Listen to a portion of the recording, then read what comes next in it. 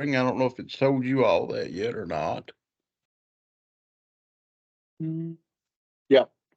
Okay, yeah, we're recording now.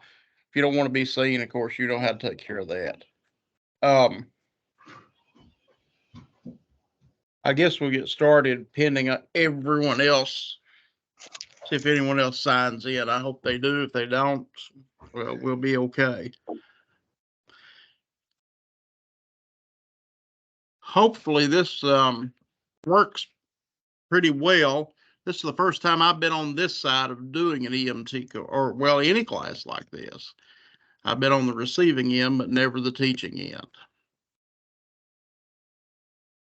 I want to welcome everybody to our EMT course. This course is going to be taught at the Breaks Interstate Park in the Chafin Lodge with live or in-person classes to be held on Thursdays from 12 noon up through 4 p.m.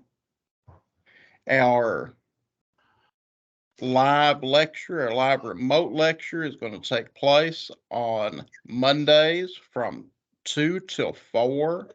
I've got the meeting room opened up here on Teams in order to allow us to sign in a few minutes early. That's primarily just to help me till I get used to how the system works. If you do not get the chance to sign in and do the live lecture, I am recording and I'll end up posting or emailing you a link to YouTube so you'll be able to watch it. And even if you are here, you'll be able to watch it as often as you need to. It's no big deal. So I know you guys have been EMTs before. We got Austin and Terry from the park that are also enrolled. I think they'll be okay. My wife, Heather, I have to do that disclaimer. I'm sorry if she misbehaves, but she'll should be joining us. We've got children doing remote schoolwork today, so she's going to have to watch this on her own time, or maybe watch it on my time, I guess. The we have two gentlemen from St. Charles. Those guys got a long drive, but they're not with us today. And I've been talking to them about signing up or about being able to watch it later. So let's jump right into it. I'm not going to ask everybody to introduce themselves, but I'm going to introduce myself. You guys know me, the ones that are live. However, the folks that are not live, you may not know me as well. My name is Albert McPeak. I've been an EMT since 1997. I joined the squad back in 1997. I've had a lot of fun with it. I've had a lot of bad times with it as well. But in the end, I think it really helped me a whole lot. In 1999, I became an EMT cardiac technician.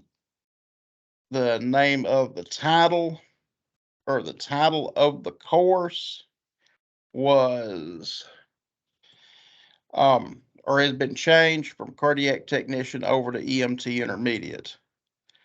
That's not, they're not teaching intermediate anymore. Now you become an EMR, then you become an EMT advanced, and finally a paramedic. Okay, I'm going to see if I can't share a screen with everybody.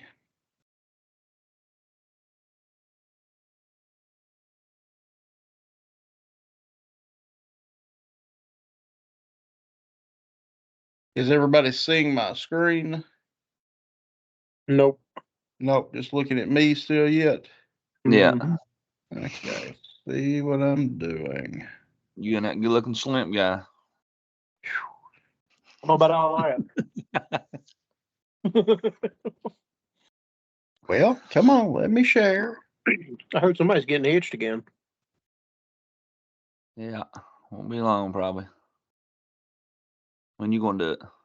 No, I learned my lesson the first time. $75,000 in a house, a car, and yeah, I'm done. Yeah. Yeah. Let's see. We're doing Now, something can you else. guys see my screen? It's different, but it's just still blank. But here we yeah. There it goes. Yeah. Okay. Okay. Yeah, you guys have to teach me how to do this. Okay, we're going to talk about Chapter 1, Introduction to Emergency Medical Services. There's a lot of theory in this class, and a whole lot in this chapter as well. Most of what you see in this chapter will not pertain to day-to-day EMT operations. This gives you a lot of background as to how the EMS system got started, different agencies that oversee the EMS system, and unfortunately ask a whole lot of questions about things that sometimes you think you might not really need to know, but it is important. Okay, let's talk about the history of EMS, and I'm not going to read this to you word for word, but there's some interesting stuff going on with the history of EMS. Some of the earliest EMS operations happened in the 1790s, and that's when the French began to transport war casualties from the battlefield in wagons. No care was provided, only transportation, and that was the earliest documented provision of EMS. In the 1860s, Clara Barton was credited with establishing a service to provide battlefield care that became the modern Red Cross. Interesting history there. There were many field hospitals established to care for wounded soldiers during the American Civil War. Some injured soldiers were actually treated at a hospital established in a building called Wiley Hall that's on the campus of Emory and Henry College in Emory, Virginia.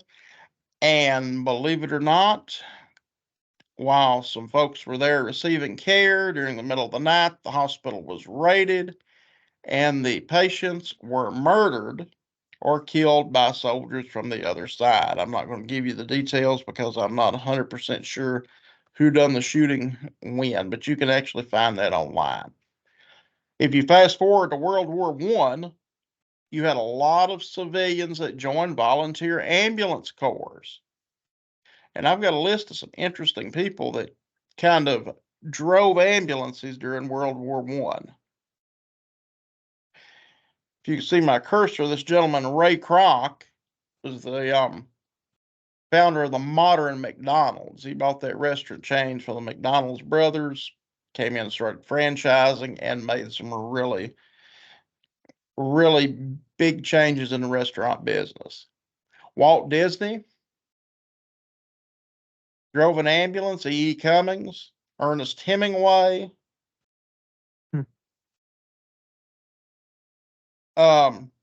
In 1928, Julian Stanley Wise and his co-workers at Norfolk Western Railroad established the Roanoke Rescue Squad, the Life-Saving and Rescue Squad. It was the first all-volunteer rescue squad.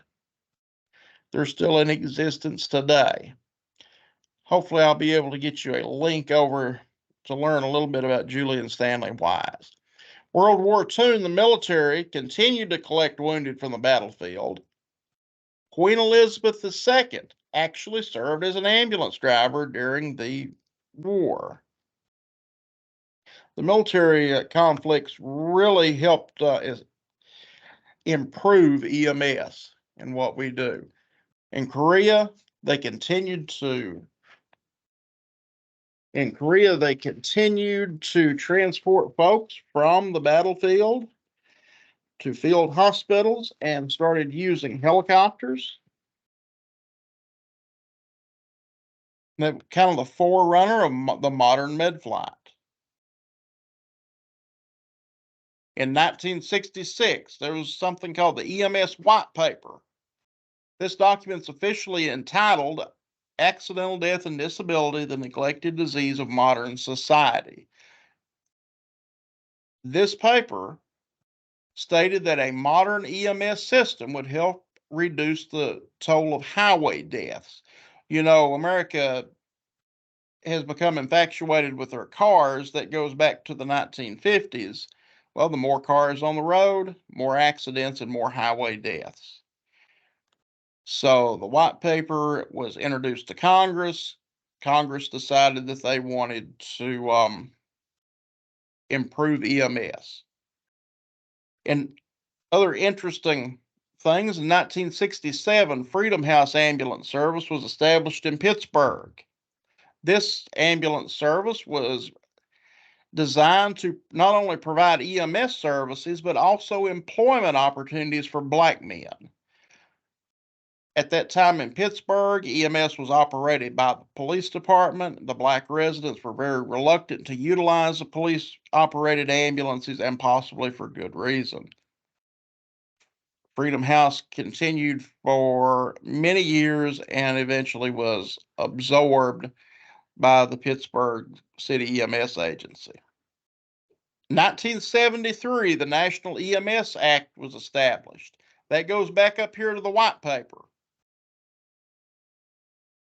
The National EMS Act established federal standards for EMS vehicles, training, and provided federal funds to accomplish those goals.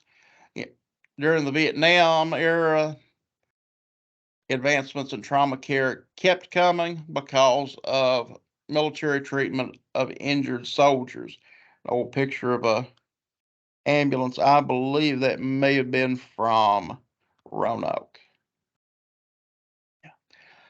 Modern EMS, as we know, it's only been around since, I'm going to say, the early to mid 70s. And EMS in our part of the world here in Southwest Virginia probably didn't take off until 1979 to 1980.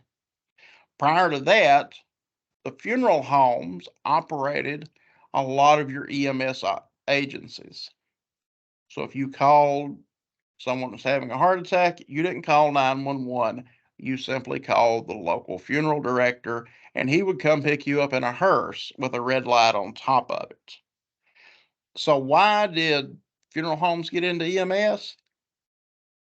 They kind of got into it out of utility, because the funeral director or mortician in the community generally had the only vehicle that was designed to carry someone who was lying down.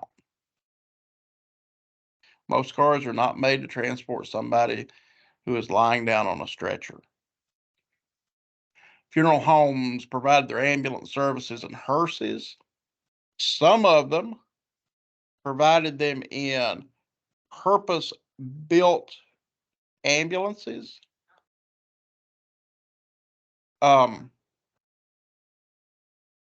Some of them used combination cars, which were ambulance hearse combinations. You could use it to take someone to the hospital, or you could use it to transport the casket to the cemetery. There were a lot of homemade conversion vehicles. Those included station wagons and panel vans. Ambulance services normally operated at a loss by the funeral home. They did help provide some positive public relations for the funeral home, however. The last funeral homes exited the ambulance business during the late 70s and early 80s. Most of them donated used ambulances to local fire departments and rescue squads. How better to get out of the business than to give all of your equipment away? A lot of agencies today, especially the ones we see over here in Dickinson County and maybe some over in Buchanan County, Virginia, were founded, and they really benefited from the use of funeral home provided vehicles. I don't know if you can see this picture or not. The two gentlemen beside the combination car. And look how big it is. This thing is almost as large as a regular van. Okay, that's enough about history of EMS. Let's talk about roles and responsibilities of the EMT.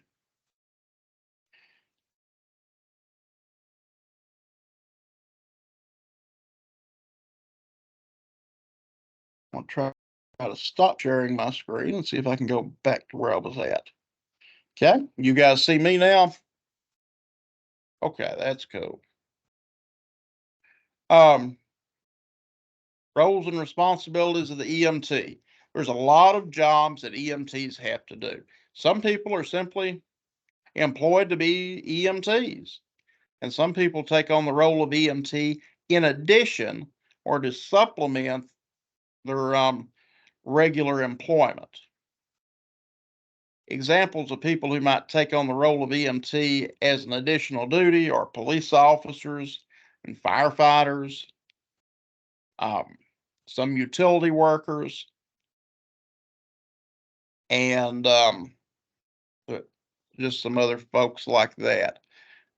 But here's the responsibilities of an EMT. Whether you're an EMT with the rescue squad, an EMT with a private ambulance service, or maybe you're a law enforcement officer, these are these additional roles and responsibilities that you have got to recognize. First one of those is personal safety. You can't help someone if you're injured or killed in the process. Always have to look out for your personal safety. Another responsibility of the EMT is the safety of the crew, the patient, and the bystanders. How about working with other public safety professionals? You've got to be able to interact with other agencies. Now, if you're a law enforcement person or firefighter who is also an EMT and you're providing that patient care, you've got to be able to communicate with other agencies. You've got to be able to work with them and get along with them. Last thing you want is a big fist fight on scene. Responsibilities of the EMT include patient assessment. Guys, you can't treat someone until you assess them and figure out what's going on. We're going to provide patient care. Now, that should be a given. We're going to lift and move patients. We're going to transport patients. We're going to transfer care over to someone else. Now, like I said before, you're transferring care possibly on scene to a responding ambulance crew, or if you're the responding ambulance crew, you're going to transfer care over to the hospital staff when you get there. We don't just take patients in, throw them on a bed, and say, see you later. One of your more important jobs as an EMT may be patient advocacy, because you're just simply trying to do what's right and help folks the best you can. Sometimes you have to look out for these people. You've got to maybe refer them to other agencies such as social services in order to get them some help. Have we got any questions with that? No questions with that. Huh?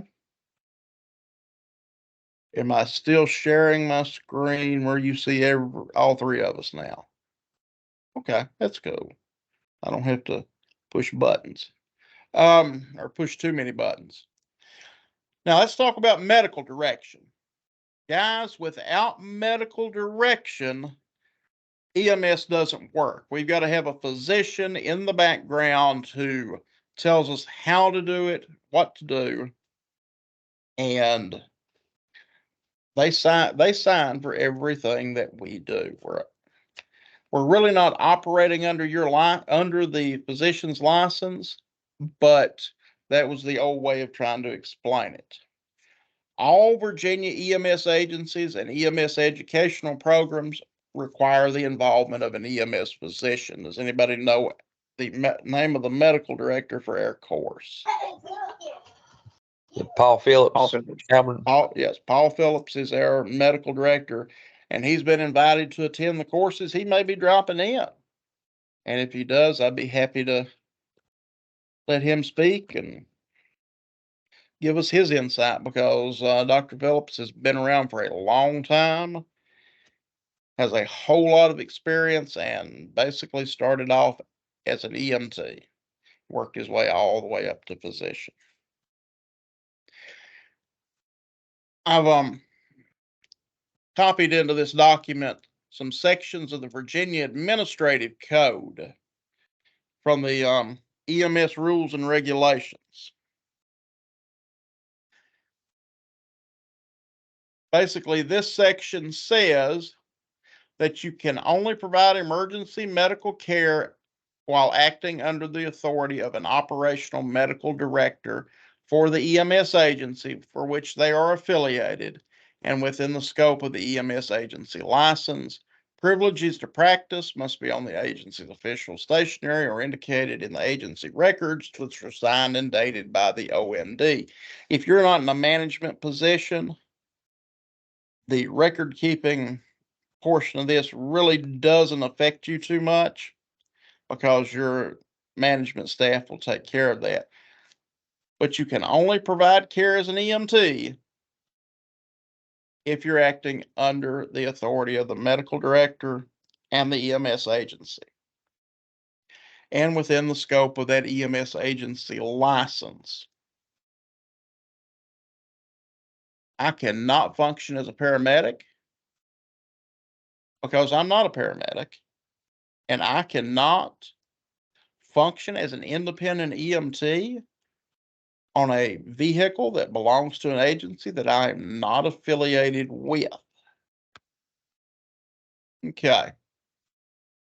This is a biggie. Let's talk about EMS personnel appearance and hygiene.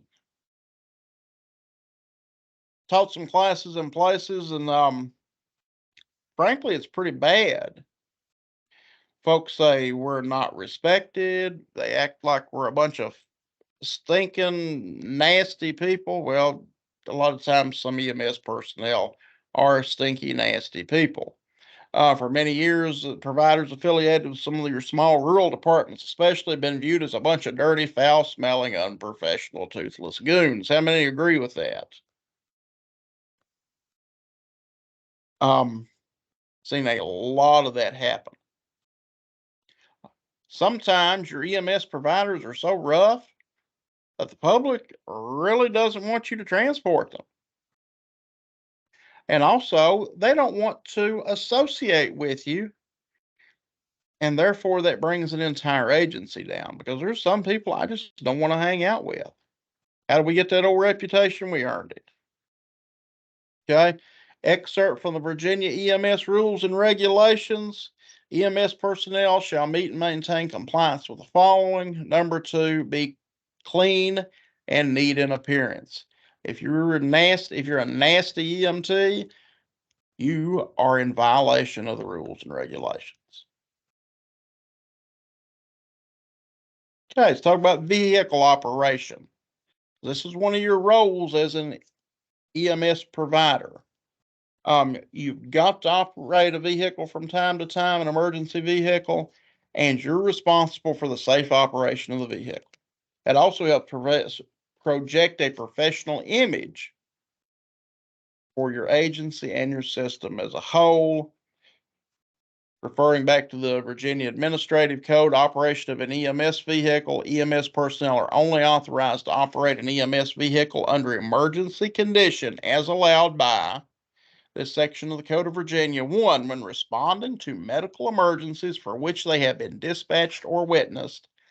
And 2, when transporting patients to a hospital or other medical clinic when the attendant in charge has determined that the patient's condition is unstable or life-threatening. How many of you guys remember years ago, we always ran the red lights and the siren to the scene? Fast and hard as we could go, and then somebody said, well, you've got to transport them with red lights and sirens too. And that was the standard back when I started 25 plus years ago. Matt's nodding his head. Guys, we found out that that's wrong, that that's dangerous. Just the fact that you turn on the red lights and the siren oftentimes mean that you are creating a hazard. There's not a whole lot of time gained when using red lights and a siren, and it endangers a lot of people. Okay, let's talk some more. Certain vehicles are exempt from regulations in certain situations. If you're a driver of an emergency vehicle, When that vehicle is used in performance of public service and operated under emergency conditions, you may drive it without subjecting yourself to criminal prosecution if you disregard speed limits while having due regard for the safety of persons and property. So yeah, you can drive a little above the speed limit if you need to. And that means having your red lights and siren on. You can proceed past any steady or flashing red signal, traffic light, stop sign without stopping if the speed of the vehicle is sufficiently reduced to enable it to pass with due regard for the safety of persons and property. So we can do a rolling stop at a stop sign if we do it in a safe manner. We can exceed the speed limit if we do so in a safe manner. You can park where you need to park. As long as you do it in a safe manner, and you can go the wrong way on a one-way street. If you do it in a safe manner, pass and overtake vehicles. And here's the if from the Code of Virginia. You must have your red lights and siren on. Okay. Law goes on to talk about what constitutes an emergency vehicle, and I'll just go on through that. Okay. For a little comic relief, let me see. No, I don't want to do that.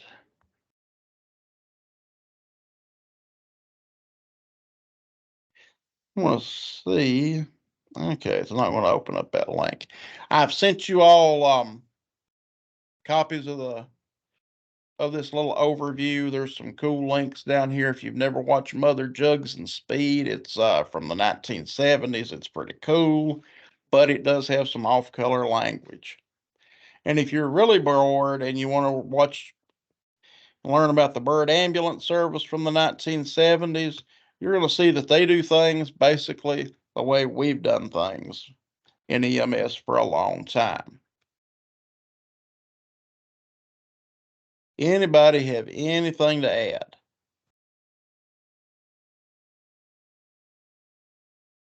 Or have I thoroughly bored you to death?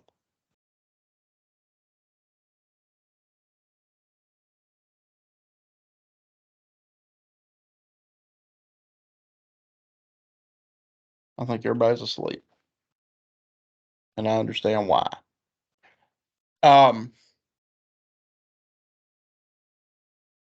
Let's go over and talk about well-being of the EMT. This is chapter 2. Actually, that's not do that quite yet. I think I have got and should have sent everyone a little slideshow pertaining to that.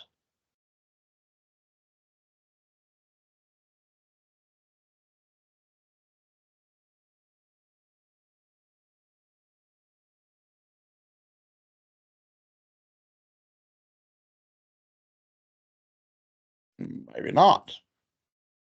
Okay. I'll just do the overview. Here we go. If you're watching this at home, if you're watching the recording, you need to get up and walk away from it, pause it, that's fine. Okay. Talk about well-being of the EMT. It is very, very difficult to take care of someone if you don't take care of yourself.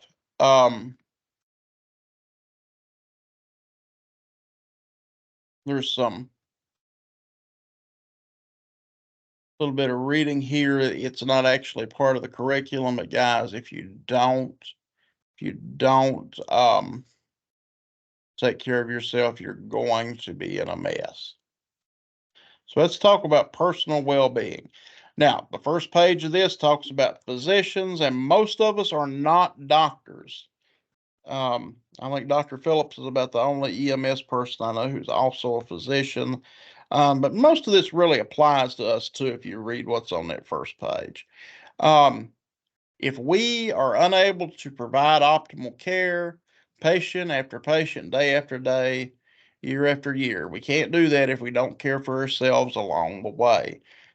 Really, you're just like the ambulance. You are a piece of equipment.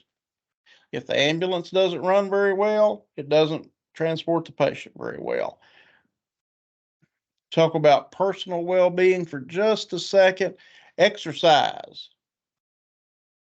And I know it's kind of hypocritical. Exercise helps make you healthier and helps you feel better. Sleep, guys, we really need to make sure we sleep some because fatigue can really decrease your physical and your mental health. Healthy diets, again, maybe to sound hypocritical here, but the better you eat, the healthier you're going to be and the better you're going to feel. We've all had this diet of McDonald's food or just whatever fast food you can find, and it's really not good for you. Limit your alcohol intake. That used to be one of the draws being associated with fire, EMS, law enforcement. You had somebody to go hang out and drink with. But alcohol has a real negative effect on general health. And remember, guys, that one drink that you take to relax, if you're using it to medicate yourself, soon you're going to be needing 2 drinks to relax, and then you're going to need 10 drinks. Hey, limit your caffeine increase. Caffeine increase. How many of us knew old-time EMTs, and they were known for drinking a lot of coffee? Now energy drinks are taking over. Caffeine increases your heart rate, and anxiety also causes sleep disturbances. If you don't get enough rest, you're not going to do a very good job. See your doctor regularly. Keep an eye on things like blood sugar, blood pressure. Do you really want to be the next heart attack or stroke victim? Take care of your back and joints. I know I've learned this the hard way, and a lot of folks also learn this the hard way. No matter how big and strong you are or think you are, your parts will only endure so much stress. Now, that was told to me by a neurosurgeon when I had to go see him for a herniated disc or 2. Repeated lifting causes all kinds of injuries, and that can cause your EMS career to stop. Get lifting assistance. And guys, if you keep your weight at a manageable level, you're going to be lifting less. You know, if you're overweight, let's say you're 50 pounds overweight, you're carrying an extra 50 pounds around with you every step you take. Learn how to use your power cots and your stair chairs because they really help take a lot of load off you. So let's deal with stress and mental health. Develop a support system and get a life. That's my advice. Now, your coworkers, other public safety professionals, they probably understand what you're going through better than anybody else. They've been there or they are there now, but be cautious when you choose to lean on somebody because some people are worse off than you are. Some don't understand your feelings. Some may dismiss them in some type of weakness. And guys, some may use it against you. So be careful who your friends are. I think it's essential to have friends outside of work. You need to be off duty from time to time. These friends outside work probably don't want to hear about all your EMT stories, and that's great. If you have friends outside of EMS, it allows you to live a life away from EMS. And find you a hobby. Find a hobby that doesn't involve sick people. Blood, flashing lights, big red trucks. Don't be that guy that works for one EMS agency and volunteers at another. You'll drive yourself crazy. Go fishing, ride your horse or your ATV, watch a big game, go to a concert, hang out with your spouse and kids, Be good to your family.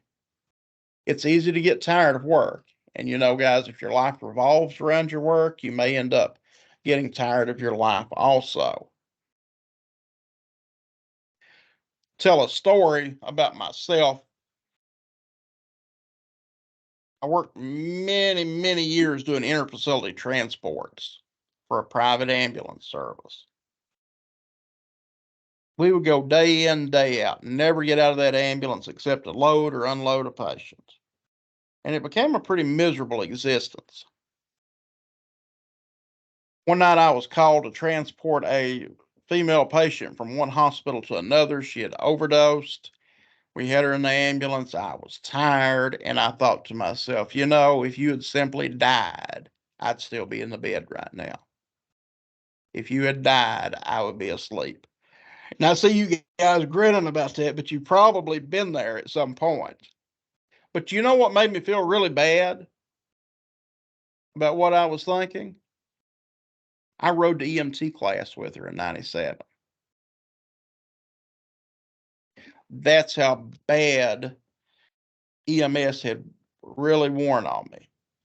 So don't be don't be so involved in EMS that you can't relax, that you don't have a life somewhere else. Work that much, you know, you may end up doing a bad job at everything, including being a bad husband or wife, bad father or mother. So make sure you take care of yourself. You have some responsibilities out of EMS. This goes back to um, remember the old song, first comes love, then comes marriage, then comes Matt pushing a baby carriage. Well, first comes love. Everybody needs somebody, but to be kind of comical with this, if you start getting your honey where you get your money, that probably won't end well. Sexual harassment complaints, hard feelings, workplace tension, scandals, and other potential career loss can result. You deserve a relationship. Choose a good person to have a relationship with and take enough time to have a relationship with them. You know, that ambulance or fire truck, it'll be there tomorrow. Take your girlfriend or your wife out on a date. Leave the walkie in the truck out in the parking lot. You don't need to listen to it while you're eating your Chinese food. Okay, then comes marriage, guys. If you're in a stable long-term relationship, you're going to be a much better person. But when you get into this stuff, you have a responsibility. You have a responsibility to your spouse. You have that responsibility to provide. You have a responsibility to support. And guys, you can't support someone if you're not present. You've got to be physically and emotionally present in order to really support your spouse. Remember, you're not married to your job. Ricky Rescue comes pushing a marriage. Children need to be your primary interest. And I'm just talking to you from the heart here. Your presence in their lives is worth more than all the money that you can earn. Believe it or not, your children will be proud of you and what you do. So be proud of them. Be proud of who your children are and what your children do. They're only little ones. Take it a step further. Remember those that cared for you guys. Our parents, grandparents, aunt and uncles took care of us. They're happy to see us be successful. Hang out with them from time to time. And be sure to take care of your spiritual and religious needs.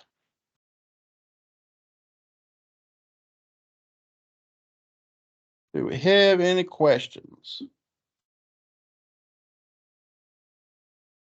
Okay, I'm going to try to see if I can get one of these. I don't think I will. What am I doing? Here it. No, maybe I'm doing it right now.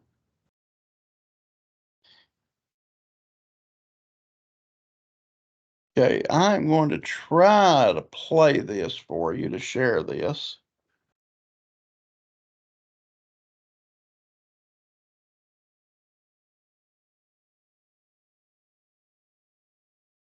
And there's some sharing stuff up here.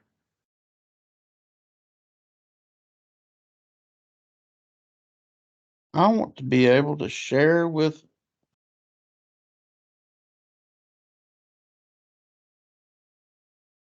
audio. If you guys can hear some audio, let me know. Not started to play yet.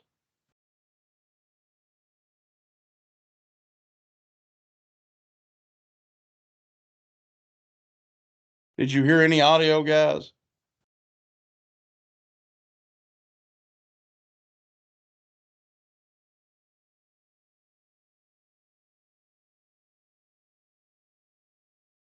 Let's see. I'm gonna turn sharing off and see if I can turn it back on.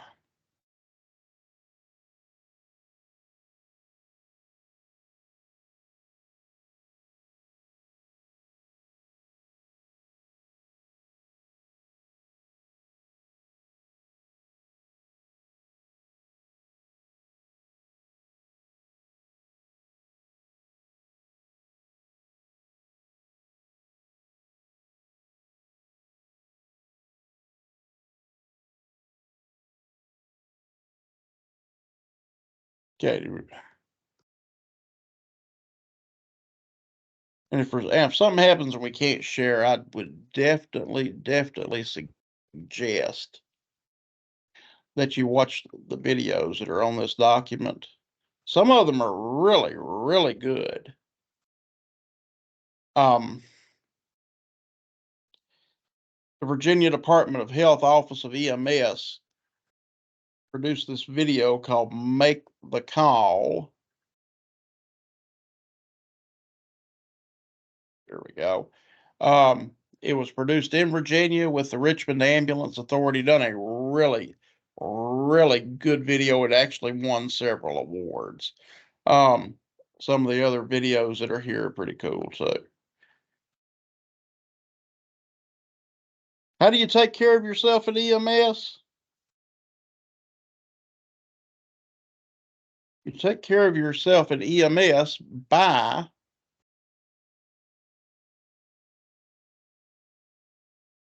maybe that'll work. You take care of yourself at EMS by watching what you do, keeping yourself safe, washing your hands. There's a whole section on this in that chapter.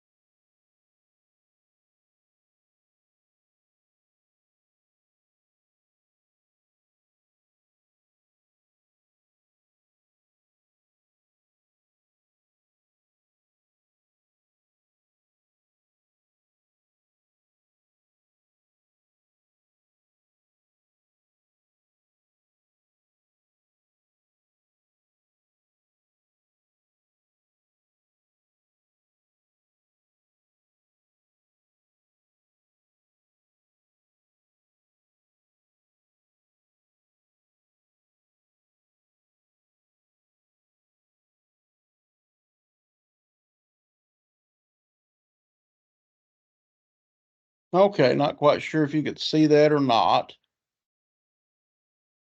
Were you guys able to watch that?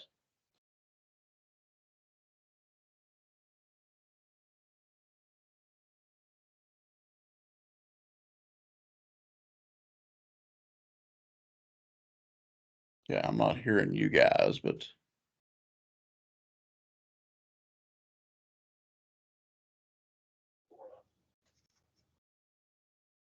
I can hear you good, Albert. I can't okay, hear now I Mike. can hear you. Were you able to watch the video and hear it? No, well, I guess I'll have to. It's now I can't see the page a minute ago had you sharing all that stuff. Now it's just got a picture of you and Matt. Right, So yeah.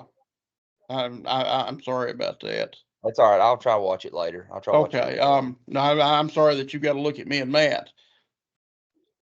Well, Did that change?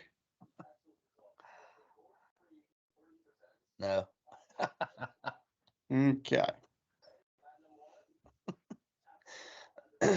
Are you seeing anything now other than me and Matt? Just you and Matt. Okay. I think this old computer's just a little bit too slow to.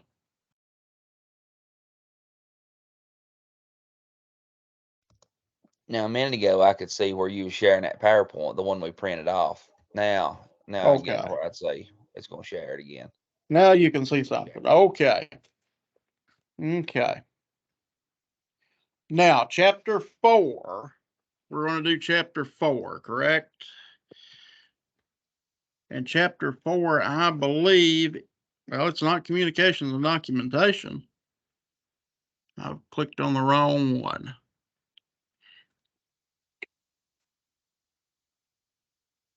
Chapter 4, medical legal. Lost my list here.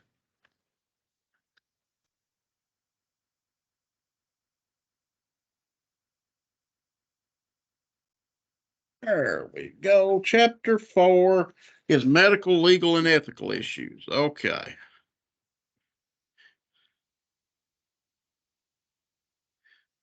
I've got a PowerPoint presentation for that.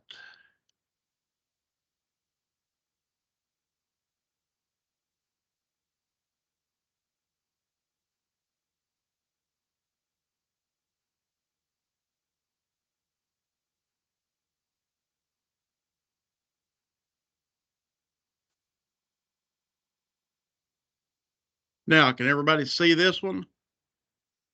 Yep. Okay, let's go through this. Of course, these live lectures and PowerPoints and all that are just meant to hit the high points. Be sure to read and study what's on the My Brady Lab system. Okay, medical, legal, and ethical issues. And this is Virginia-specific information that is really important to us. May not apply to folks in other states as much, but the general idea is still there. I've got a quote here: society cannot exist without law. Law is the bond of society, that which makes it, that which preserves it, and keeps it together. It is, in fact, the essence of civil society. Guys, without laws, we're just not going to make it. We're going to have some rules, otherwise it'd just be a big free-for-all. Okay, EMS system subject to many different laws, rules, and regulations. We have federal laws that pertain to EMS. We have state laws, state agency rules and regulations, insurance rules, and those insurance rules can be related to our own liability coverage, motor vehicle insurance rules, workman's compensation insurance rules, and then there's insurance rules related to billing of patients. We also have some ethical principles that you've got to take into consideration as an EMT. So what is a law? A law is a system of rules which a particular country or community recognizes as regulating the actions of its members and by which it may enforce the imposition of penalties. Here's a use: they were taken to court for breaking the law. And I'm sure some of our students have some background when it comes to taking people to court for breaking the law. A rule is one of a set of explicit or understood regulations or principles governing the conduct within a particular activity or sphere. Here's the usage: the rules of the game are understood. A rule is not exactly a law, but a law may be a rule. There's regulations.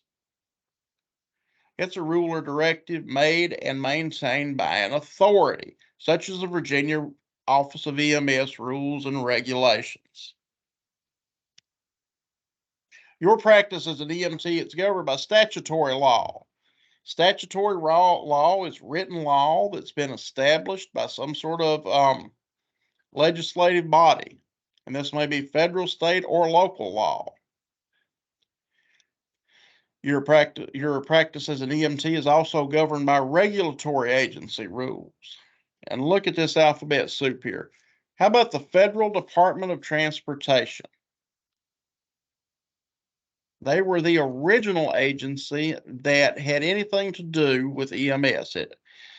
Way back in the beginning, the Federal Department of Transportation helped to establish and oversee EMS. And the reason that happened was that EMS was originally designed to combat injuries and deaths from car accidents. The National Highway Traffic Safety Authority, they're the part of the Department of Transportation that really deals with EMS now. We have OSHA, Occupational Safety and Health Administration. Those are the safety and health rules. The rules like wash your hands. Your agency has got to provide you with gloves and gowns and masks. Your agency has got to train you on sharps safety. And I know some of this may be out there a little bit. Your agency has got to provide you with annual bloodborne pathogens retraining. All of that falls under OSHA. Your practice as an EMT is sometimes regulated by the EPA. This has to deal with management of medical waste. And any healthcare operation is going to produce some medical waste. Finally, the State Office of EMS, that's a regulatory agency. They have rules for us. Okay. Your practice is also governed by local rules. Maybe your local government has established some rules for your EMS agencies within your community. We have a regional EMS council. You also have to answer to your medical director and your agency in general. There's societal and citizens' expectations that govern your practice as an EMT. For example, let's talk about response times. Generally, folks feel that they should be able to call an ambulance and it's going to magically appear at their home on top of some ridge in about 2 minutes. Well, they had plenty of time. Now, there are places where you can respond to and be on scene very quickly. There's places you just can't get to in a timely manner. What happens then is you've got to take into consideration how long does it take to get the ambulance out of the station. What's your location? We have to talk about availability for calls. Generally, the citizens and society expects your agency to be available for calls when they come in. If you are not available to take your calls on a certain night, you are failing your citizens, you're failing your constituents. The taxpayers have certain expectations. They expect to get what they pay for. And then we also have the inherent expectation of fairness. The world generally expects us to operate in a fair and equal manner. Yeah, your scope of practice. Remember earlier in the presentation, we talked about your scope of practice and how you function as an EMT. Well, your scope of practice is a set of regulations and ethical considerations that define the scope or the extent and the limits of the EMT's job. For example, do you think taking a blood pressure is within the scope of practice of an EMT? So, Taking a blood pressure is within our scope of practice as an EMT. is starting an IV within the scope of practice of a regular EMT?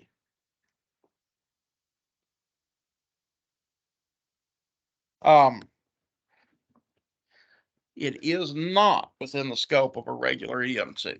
Okay, guys, I'm going to have to relocate for just a second. If you all want to take a little bit of a break, I'll join you back in just a minute.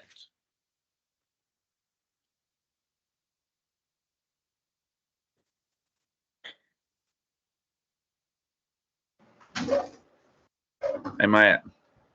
Yep. While Albert's relocating, would you want a chicken nugget or anything? I'd be all right if you had some. Okay. I'll bring some up there. All right, Okay. we'll just throw it over. Do what? Okay, that'll work.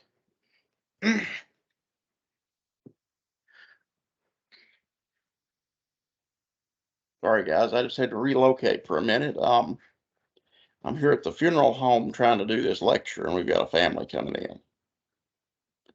And they really don't want to hear, I'm sure they don't want to hear about being an EMT.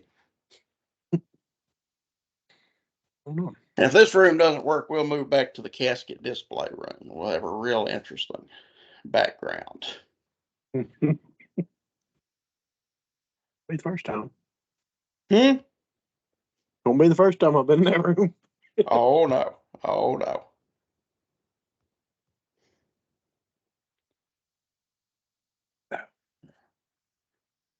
Are you guys there and ready to go?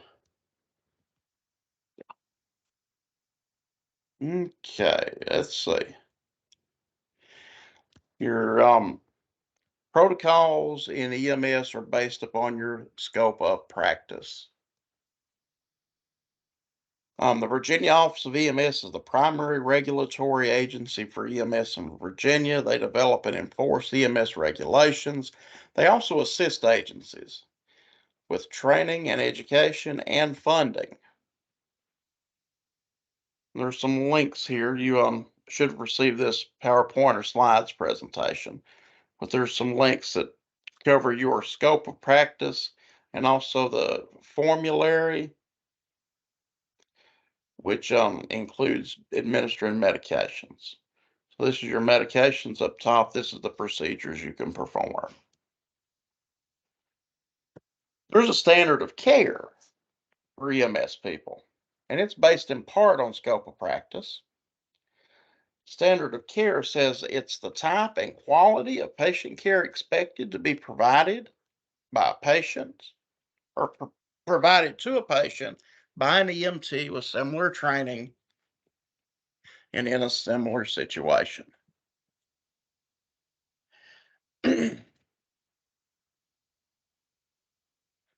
We've got to have an EMS physician, formerly known as operational medical director. Each agency must have a medical director as a condition of licensure. If your medical director drops your agency, you have a very short period of time to get a new OMD. To change the word. Yeah, your authorization to practice, you must be affiliated with a licensed EMS agency, and there must be an OMD related to that agency. Without an agency and an OMD, your practice is limited to basic first aid. So, Hey, Albert. yeah. I have I have a question, and you may go over here in a minute, but I guess I'm just a little bit confused. What's really the difference between a medical director and like maybe a physician like in the ER? Okay, the medical director holds the job of supervising your practice as an EMT. The any ER physician cannot be your medical director. There's a system there to name and qualify medical directors. If that explains anything. It does. I was just I don't know. I had in mind maybe that as on a call or something that you would communicate with the ER or something. You do communicate with the ER, and they can actually give you orders through the ER. Okay, that's where I was confused at, right? Mm. Could they give you orders then? Yes, your medical director authorizes you to take orders from the ER physician. Okay, all right. Okay, that answered my question. Thank you. Okay. The medical director is kind of like the sheriff. The sheriff authorizes the chief deputy to tell you what you can do and can't do. Okay, all right, that makes sense. Yeah, a whole lot of that runs down the chain of command. But without the sheriff, you're not the you're really not. This kind of comes into play. These rules kind of come into play when we're talking about the Breaks Park and other law enforcement agencies. Really, all this practice as an EMT requires affiliation with an agency that has a medical director. Otherwise, what you're doing is basically no more than first aid. And I believe that the park is in discussion with Hayside Police Department to affiliate with their EMS agency. So that would take care of the limitations or the requirements that you have to have an EMS agency license.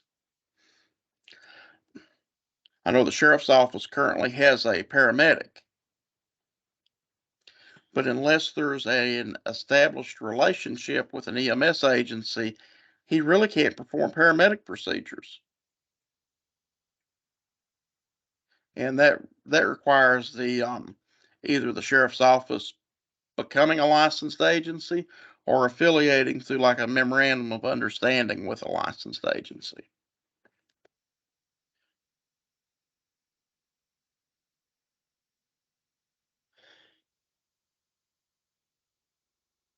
If you're an EMT, you should have a duty to act.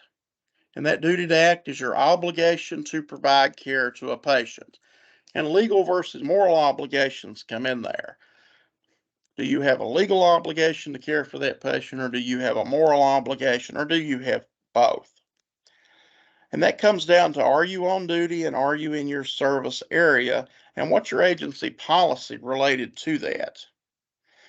Guys, if I'm a EMT and I'm on vacation in Gatlinburg, Tennessee, and someone, say, becomes injured, they're obviously in distress. Do I have a legal obligation to that person? Unless you start care. Not unless I start care. That's right. Now, do I have a moral obligation to help someone or an ethical obligation? So. Possibly. But you know, morals and ethics are more personal, whereas the law is pretty cut and dry in these situations. So yeah, I don't have an obligation to provide care to somebody if I'm outside my service area and if I'm off duty. My guys, if somebody's really sick enough, I'm going to do that. And I'm going to try to help them out. Okay. There's some special considerations there. There's public expectations of what they expect you to do. Years ago, people were afraid of rescue squad license plates because they thought that made you more responsible to do something. And we also have to consider going around in an agency uniform. I know a lot of your firefighters will go out and wear fire department t-shirts everywhere. And that's not so big of a risk versus someone that wears an EMS agency t-shirt everywhere. You know, the folks may expect you to provide some sort of service.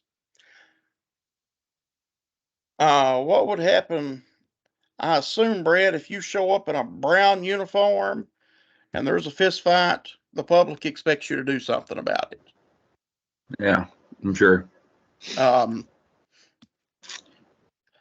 creates a problem really with folks responding to calls before they're certified, before they understand what they're doing. Years ago, we had some junior EMTs, one female junior EMT, and And really I shouldn't even call her an EMT because she wasn't an EMT at that time. She was just a junior squad member. She would get her dad to drive her to scenes, and she'd just kind of hang out with them until the ambulance got there. Luckily, this is Dickinson County, and you can get away with a little bit more. But if someone shows up and represents themselves as a member of the rescue squad, the public expects you to help them.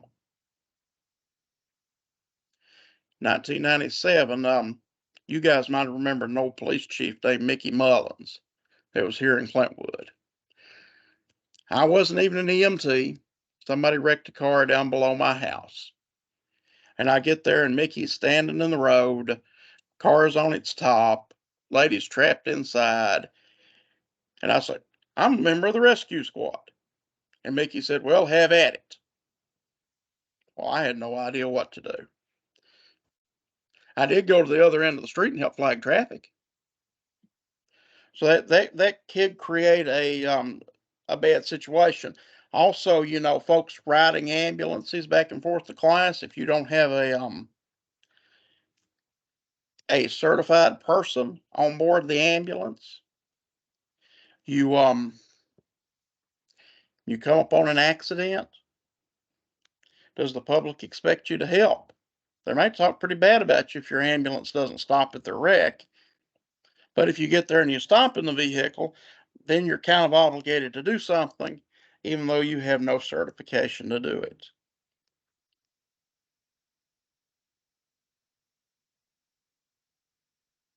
Okay, do we have a duty to act? Once care begins, care must continue. Abandonment is called the unilateral termination of care by a provider after the care is initiated and prior to ensuring that care has been transferred to another provider, usually someone equal or higher care training, who is able to provide necessary patient care. So once you start care, you must continue care. You cannot say, "Hey, I'll come back later," or "I'll call somebody else. I'm going to go take this other call." You're kind of stuck with those. You're in that abandonment realm. Patient must be attended to in the patient compartment by the attendant in charge of the responding ambulance at all times during transport. You can't stick a patient in the back of the ambulance and then go crawl up front with the driver. That's just not acceptable anymore. Okay, Good Samaritan laws. Good Samaritan laws are there to provide some liability protection to folks who provide care out of the goodness of their heart. Good Samaritan.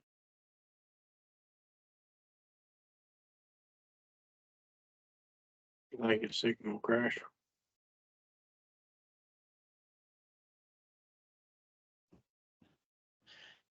If you paid for your service, Good Samaritan coverage does not apply to you.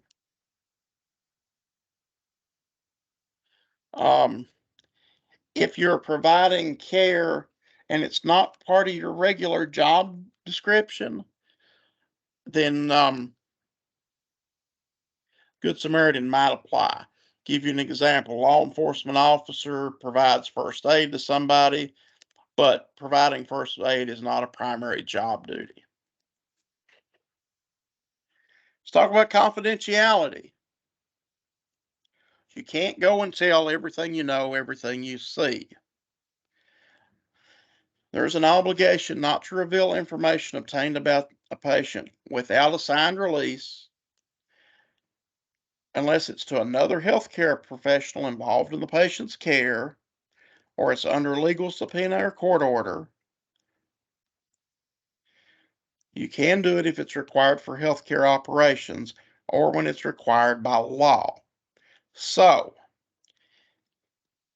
we can't tell the Virginia Office of EMS that you cannot release that run sheet to them because the law says they are a regulatory agency. You cannot tell the hospital that I'm not going to release my run report to you because of HIPAA. because that's used for healthcare operations. That's involved for providing patient care. And of course, the court can tell you to do anything they want to tell you to do. The Health Insurance Portability and Accountability Act is often known as HIPAA, and those are federal laws that has specific requirements for record keeping, storage, access, and discussion of patient-specific medical information. This can be enforced and punished with fines and jail time. There's also a link here to some Virginia privacy regulations. How many of us have heard of a DNR? Do not resuscitate order. Mhm. I want to make sure that I go over that because everybody in the class is not experienced with the term. Do not resuscitate orders.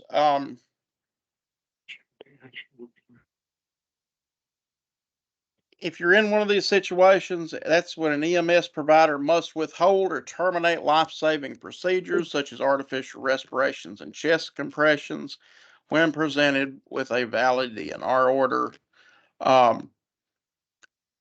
Generally, unless someone has a DNR order, we're going to start CPR on them. Now, there's some other circumstances surrounding that, such as someone's been dead for a long time. Then we wouldn't have to provide that order or have that order on hand. Virginia law authorizes the use of several types of DNR orders. Okay, DNR doesn't mean do not treat. We can give oxygen, we can control bleeding, we can give supportive care. Basically, DNR doesn't tell us anything. It doesn't change the type of care that we provide to a living patient. DNR simply says, hey, if they're dead, leave them alone, don't attempt to resuscitate them. Did you know it's a crime to either falsify or conceal a DNR order? If you falsify a DNR order and it results in someone not being resuscitated, there's one punishment for that, and then there's another punishment if you're concealing a DNR order and that causes someone to be resuscitated when they didn't want to be. There's some assorted laws and regulations in Virginia. Virginia safety tobacco or vehicle safety tobacco prohibition. You can't be smoking in a vehicle that's occupied by children. You're going to have to be concerned with seat belts. There's also vehicle sanitation rules and personnel age and hygiene requirements. And you got to take a bath and you got to be old enough. In order to be old enough to be an EMT, you must be at minimum of 16 years old. Drugs and substance use. There are some rules against drug and substance use by EMS providers. All the laws apply to you, but then you have regulations that apply also. Basically, you cannot provide patient care, you cannot respond to a call, and you cannot participate in training if you're under the influence of any type of medication or substance, even if the doctor prescribes it. Ethics. Ethics are moral principles that govern a person's behavior or the conducting of an activity. Ethics are your view and society's view of what's right and wrong. Okay, ethics aren't always universal. There's some things you got to worry about because ethics are kind of personal. Although ethics are usually collective to the majority, they're often subject to disagreement, and what one person believes to be right, another person may believe to be wrong. Give you and it let's see. Medical, legal, and ethical issues. The laws were historically based upon ethics, and ethics were historically based on religion, and local populations were historically homogeneous. What does that mean?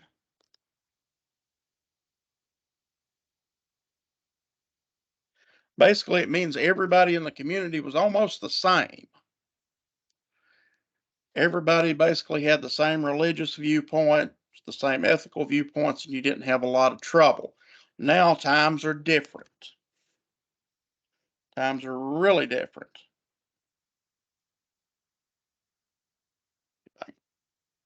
Get this going again. Times are changing.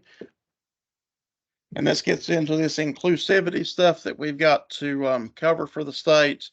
Like it or not, the United States is experiencing a cultural and ethical shift based on the population. Citizens are becoming less conservative, or at least more understanding about many social issues. Some of those social issues are like freedom of versus freedom from religion. People say, this, I have freedom of religion, while others have freedom to be protected from your religion. Racial issues, sexual preferences, gender identity, socialism and communism versus capitalism. We're seeing all these discussions now in the media.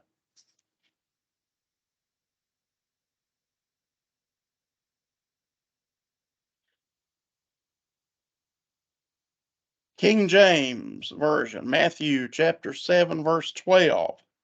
Therefore, all things whatever ye would that men should do to you, do you even so to them, for this is the law and the prophets.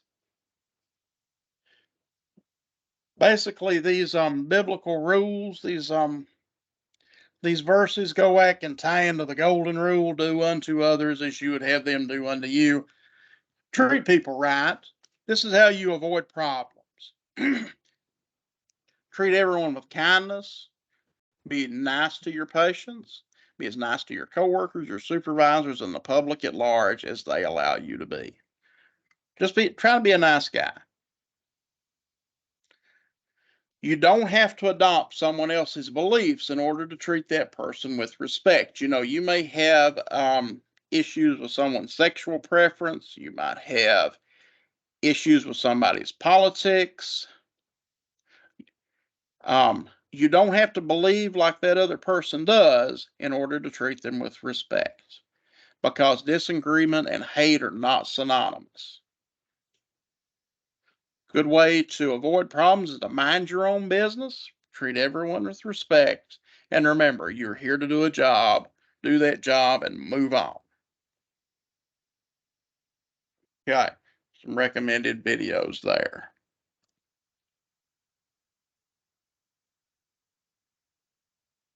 Now we're back to the screen. We're going to cut it off here real soon. Does anybody have any questions? Okay. Remember, we got to get registered with the State Office of EMS and the EMS portal. I think Matt's already done that. I don't know about Brett. Be sure that happens very soon. So that means if you've got to email the help desk or do whatever to get your portal account either established or unlocked so that you can register for class, we've got to get that done. And also register through Pearson for your textbook so you can go through those chapters and do the work. We're going to get together on Thursday at 12 noon at the park, and we'll be going over chapter 3. Now, I think that's going to be a whole lot better than sitting here listening to me talk, because we're going to go through and actually do real practical skills. You're going to be learning how to do the work of an EMT. We're going to be backboarding patients using stretchers. We're going to use KEDs and learn how to lift folks. Are you capable of bringing an ambulance on Thursday, Matt? I probably could. Okay, I would appreciate it. The guys from St. Charles may bring one also. I don't know. So I'm just making sure that we have the equipment there. It's hard to learn how to use an ambulance cot if you don't have one. And we got the old power load system, so I don't want to make everybody think it's that easy. Right. I'd love to use the old lift-in type that we had when we started. Yep. Put them in a kitchen chair and carry them instead of using a stair chair. Right. Or carry them on a sheet. But yeah, those are some of the skills that we've got to learn and practice. For guys like you, Brett, it's going to be old stuff, just to be a review. For the folks that have never been EMTs before, it might be a good practice. Remember, see, it's scheduled from 12 to 4. If we get done with their skills and we get through everything, we're not just going to stand around and look at each other. We'll go home. Same thing with these remote lectures here. Once we get done, we'll end it. So if nobody has any questions, we'll go ahead and stop the recording. Is that good with you, Matt? Good with me. Okay, and I don't see Brett, but I'm going to assume where he's cut his camera off, that it'll be okay too. Hey guys, I'll see you on Thursday. I'm going to post this link to YouTube tonight for everybody that hasn't been able to attend. See you guys then. All right, so Stop the recording.